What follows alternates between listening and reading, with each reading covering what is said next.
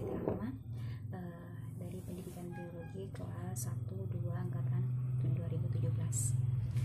Ya, pada pembahasan ini kita akan mempelajari tentang ekologi tumbuhan dan lebih pada pagi hari ini kita akan membahas tentang subtemanya ruang lingkup kajian ekologi tumbuhan, Nah, tapi sebelum kita berbicara panjang lebar tentang ruang lingkup kajian ekologi tumbuhan, pertama harus kemudian dibahas dulu apa itu pengertian dari ekologi sendiri. Jangan sampai kemudian kita membahas panjang lebar tentang ekologi tumbuhan, tapi makna ekologi sendiri itu kita tidak pahami kan. Jadi harus dulu tuntas tentang makna ekologi. Nah, ekologi itu apa sih? Ekologi itu berasal dari bahasa Yunani. Itu terdiri dari dua kata, oikos dengan logos. Nah, oikos ini berarti rumah atau tempat tinggal, dan logos itu berarti ilmu atau pengetahuan. Nah, ketika kita lihat nih logikanya ya, oikos gampang sekali untuk kemudian menghafal ekologi. Ingat saja oikos, kos-kosan itu ya identik dengan rumah, tempat tinggal kan. Jadi gampang sekali untuk mengingat oikos dengan logos. Oikos itu tempat tinggal dan logos itu adalah ilmu atau pengetahuan.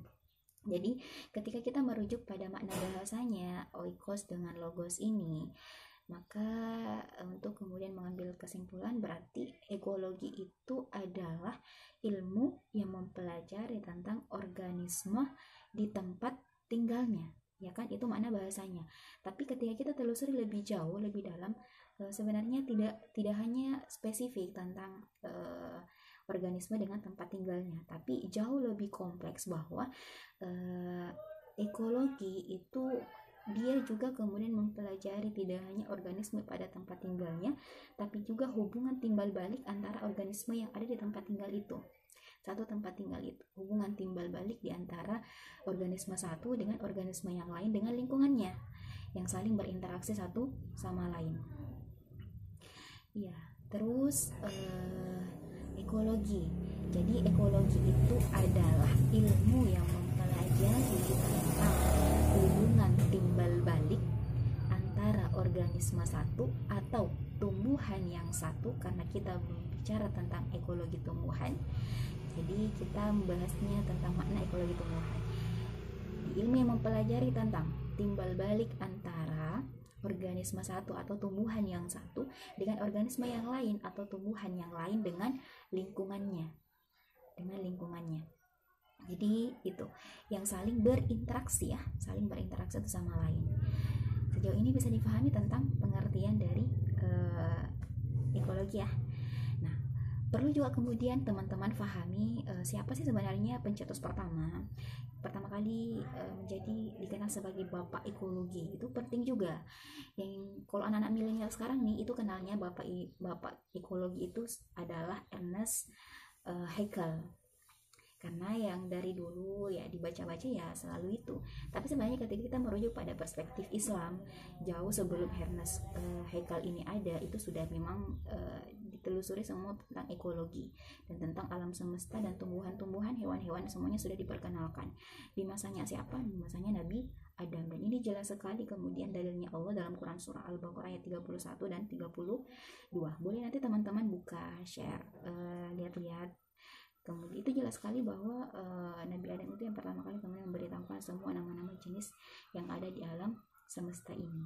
Seperti itu. Siapa yang memberitahukan Nabi Adam? Ya Allah Azza wa Jalla, ya kan, seperti itu. Jadi itu dalam perspektif Islamnya. Nah, oke. Setelah kemudian kita paham ya tentang pengertian dari ekologi itu sendiri. Nah, selanjutnya kita akan bicara tentang ruang lingkup ekologi tumbuhan. Jadi ruang lingkup ekologi tumbuhan, ketika kita bicara tentang ruang lingkup, maka kita akan bahas tentang batasan-batasan wilayah studi atau wilayah kajian tertentu. Jadi ada ruang lingkup tertentu untuk mempelajari tentang kajian ekologi tumbuhan.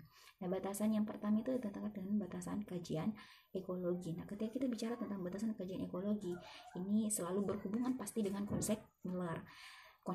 Bagaimana sih konsep Miller itu? Apa sih bunyinya? Konsep Miller ini menyatakan bahwa seluruh alam semesta itu merupakan suatu ekosistem yang tersusun oleh berbagai komponen atau kesatuan. Jadi yang tersusun dari berbagai komponen, kesatuan komponen, ya. Jadi itu konsep Miller. Kemudian batasan yang selanjutnya itu adalah batasan wilayah kerjanya. Batasan wilayah kerjanya ini ada yang membagi atas 4, ada yang membagi atas 3. Nah, yang 4, yang baginya atas 4 itu ada yang baginya batas wilayah kerjanya di daerah submikroskopis, kemudian jasad mikroskopis, kemudian daerah makroskopis, dan daerah kosmis. Kemudian yang membagi dari 3 itu ya, bagi ada yang di daerah benda mati, ada yang di daerah benda hidup, dan ada yang di daerah yang masih tanda tanya. Maksudnya itu adalah masih tanda tanya antara hidup dengan mati, itu objek batasannya. Kemudian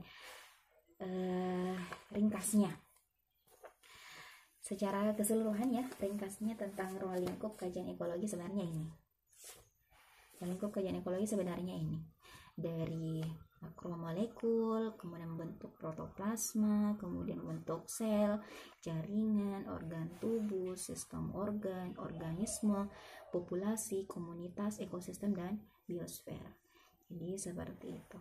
Protoplasma itu kan zat hidup ya, salah satu kemudian contoh sel itu dikatakan hidup ketika dia memiliki protoplasma ya kan. Kemudian membentuk sel yang hidup. Jadi sel yang hidup ini kemudian membentuk sebuah jaringan. Sel yang satu dengan sel yang lain membentuk sebuah jaringan. Kemudian jaringan antara yang satu dengan yang lain yang memiliki bentuk dan fungsi yang sama.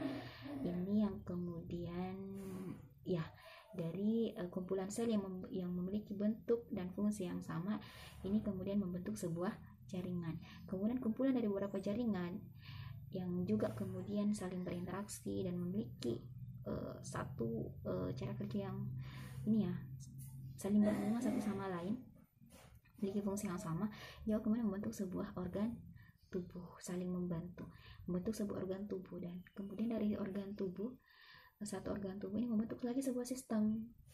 Organ itu tidak cukup, jadi harus ada koordinasi, harus ada yang kemudian mengatur organ ini.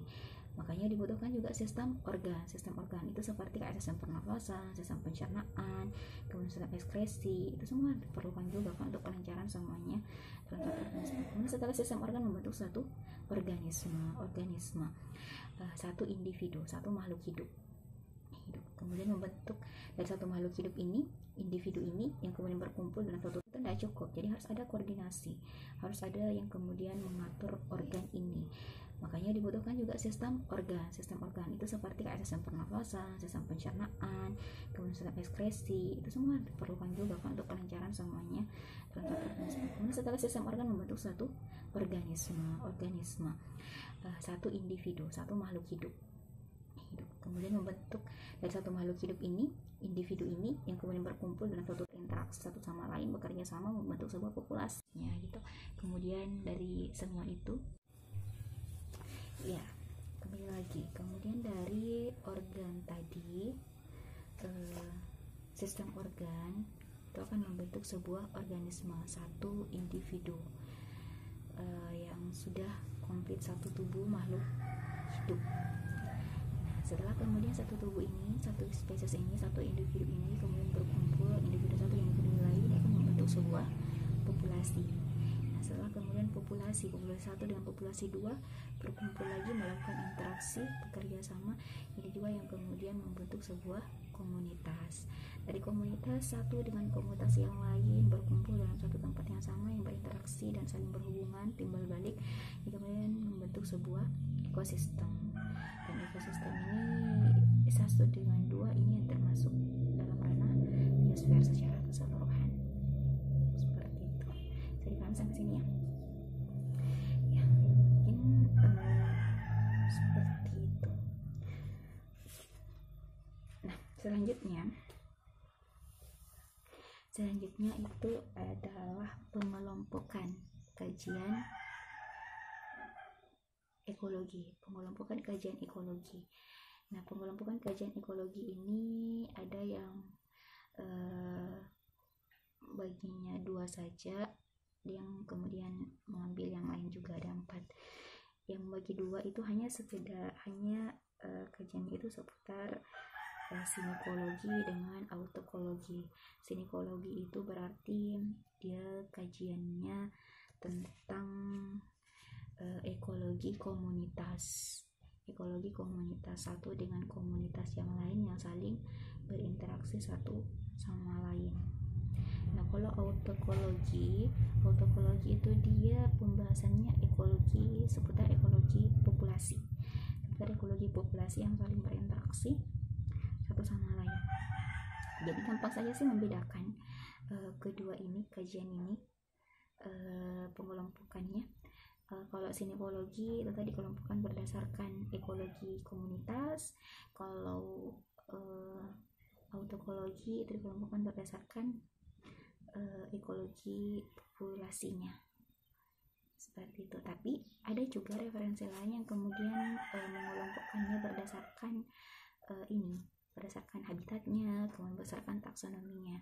Berdasarkan habitatnya berarti berdasarkan tempat tinggalnya organisme tertentu, dan juga berdasarkan taksonomi, misal ekologi hewan, ekologi tumbuhan, ekologi mikro, biota, seperti itu. Ya, mungkin seperti itu yang bisa saya sampaikan, kurang dan lebihnya mohon dimaafkan. Wabillahi taufiq wal hidayah. Wassalamualaikum warahmatullahi wabarakatuh.